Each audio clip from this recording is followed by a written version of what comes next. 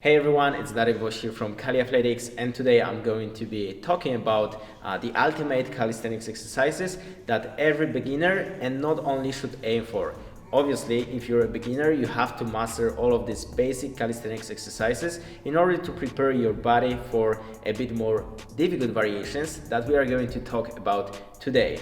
However, I see often people that stick to the basic exercises for too long and they don't really have goals to achieve in calisthenics. Calisthenics has a variety of exercises that you can unlock, so if you want to unlock this true body weight control and obviously the superhuman strength, then it's worth to start implementing these exercises. So guys, let's get it started. Just before we start, I want to let you know guys about the special offer for the Black Friday on my website. You can get Elite Body Transformation Program including 20 levels of bodyweight routines and over 30 skills guides with my explanation discounted by 30%, so just make sure to check out the link in the description. And the first exercise that we're gonna talk about are the handstand push-ups. This exercise is, I believe, one of the main goals for all calisthenics athletes. And this is really showing the balance and the strength combined, so basically the beauty of calisthenics. And this can be later on performed in more advanced variations like 90-degree handstand push-ups and some combination. So if you want to unlock this real body control, handstand push-ups are the way to go.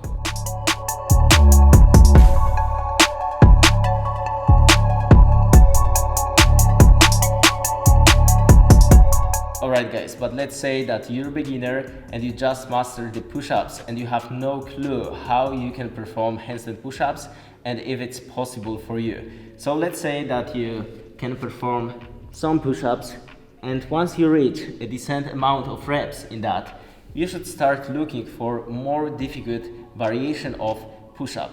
As you know, or maybe not, the handstand push-ups require a lot of shoulder strength. So because of that, we're gonna use a bit different vector of the movement. So let's say from the push-up position, you wanna go backwards with your hands and start performing the pike push-ups. If you're a beginner into that, you can simply place your hands like that and then leaning forward, going up. If you want to make it a bit more difficult, you can go into that position and then making sure that your elbows are not flaring out, keep them close to your body, lean forward, because we want to get the similar movement as in the handstand push-up. If you do the handstand push-up, my elbows are not going outside and I'm not going straight down, I'm leaning forward a bit. So this is why you should choose this variation of pike push-up if you want to master the free handstand push-up.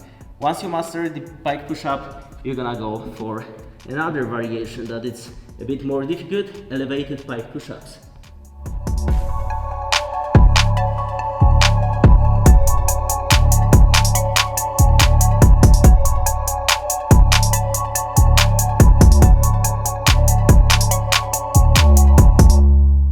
Once you master that, you can do wall-assisted push-ups, and then it's a time to work on the balance, because you may be able to do like 10 wall handstand push-ups, but if you don't balance the handstand in a good way, there will be no way that you can perform handstand push-ups. So let's say the next exercise can be, for example, going from frog stand position into the bent arm handstand. So let's say you start from this position, extend your legs and hold the position.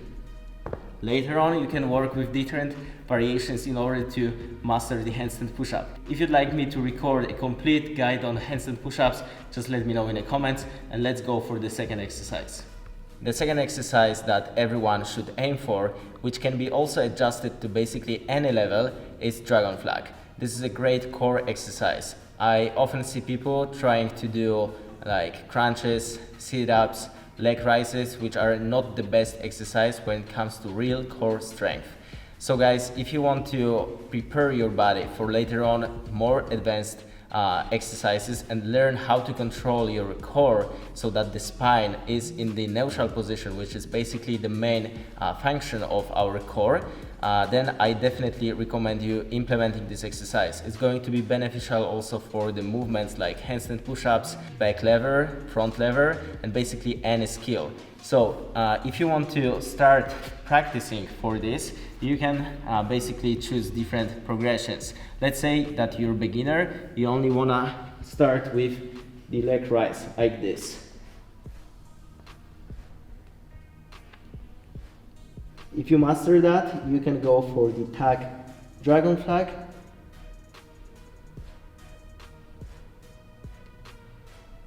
If you want to make it more difficult, you're gonna use one leg, or simply by controlling your core and not letting yourself bend like this, you only can do negatives. So slowly, only eccentric part of the movement. Once you master that, you can consider to go up. So as you can see, I'm progressively overloading this exercise until I reach the final form of the Dragonflag.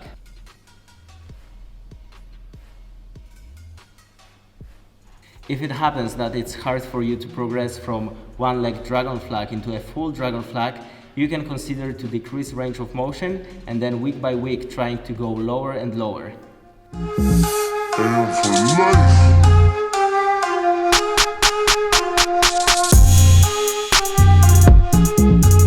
And the most important thing when it comes to the Dragonflag that I want you to avoid this mistake is bending in your lower back. If you want to make this exercise effective, then you have to contract your glutes, contract your abs, and make sure that your spine is in neutral position.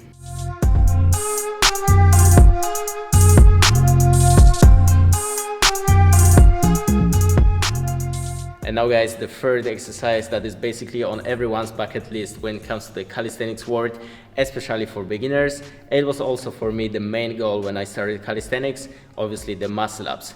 Muscle ups are showing the real explosiveness when it comes to the pulling strength. Later on, this exercise is unlocking the new possibilities. So maybe you want to become calisthenics freestyle athlete, muscle ups are going to be necessary. If you want to go into endurance, you can implement this exercise into your sets. It may happen that you can perform a bunch of pull-ups but still not able to perform the muscle up.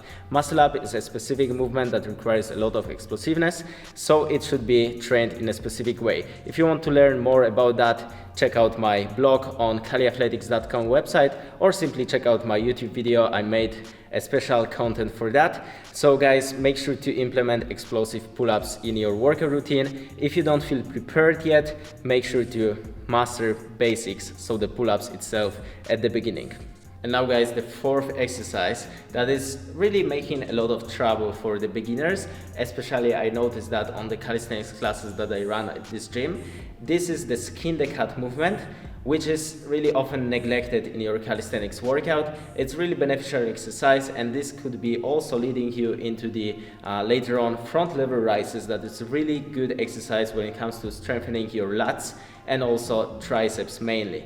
So if you want to perform this exercise, make sure to try doing that with the straight arms. You're gonna engage then your lats a bit more. So from hanging on the rings or on the bar, you wanna start pulling your knees towards your chest and then engaging your lats in order to pull, and then going slowly in controlled way all the way down. It's also a really good stretching exercise when it comes to your chest. From that position, you pull your knees up and then, if possible, going down. If you master skin the cat and you want to move forward, then you got plenty of variations for the front lever rises. So let's say you can start with the tag one and then progress towards one leg, straddle, and then full.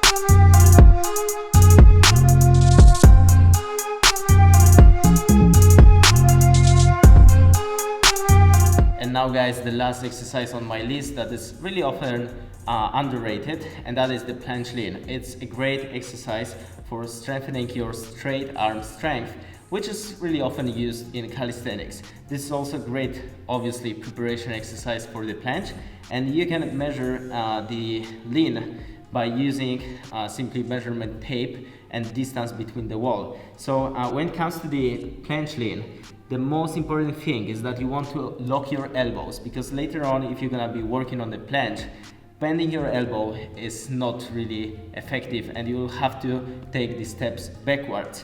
This is also a great strengthening and preparation exercise because jumping straight into the progressions for the planche is not really the best idea for beginners or even intermediates. So when it comes to the technique, first of all you want to rotate your hands a little bit, then you want to lock your elbows, protract your scapulas, depress them, maintain the hollow body position, point your toes, and then start leaning forward. Firstly, you can do it like that, and then over time trying to lean more and more forward. If it happens that planche lean is too difficult for you, you start compensating by bending your arms, by losing protraction, by losing the hollow body position. Simply start doing this exercise on your knees. It's a really good exercise that can be performed by anyone. Alright guys, so this was the great 5 calisthenics exercises that I would definitely recommend everyone including into their bodyweight routine, or simply work towards that with easier variations of the exercises. As you know, calisthenics has the variety of exercises that you can work towards achieving the big goal. So guys, at the end of this video, a small reminder about my Elite Body Transformation package. If you need to get certain routine to follow with the progressive overload to unlock all of these great calisthenics movements, then check out the link in the description. We got 30% of discount. And guys, that was it for today's video. If you got any ideas about the upcoming content that you would like me to record, then let me know in the comments, and see you in the next video. Peace.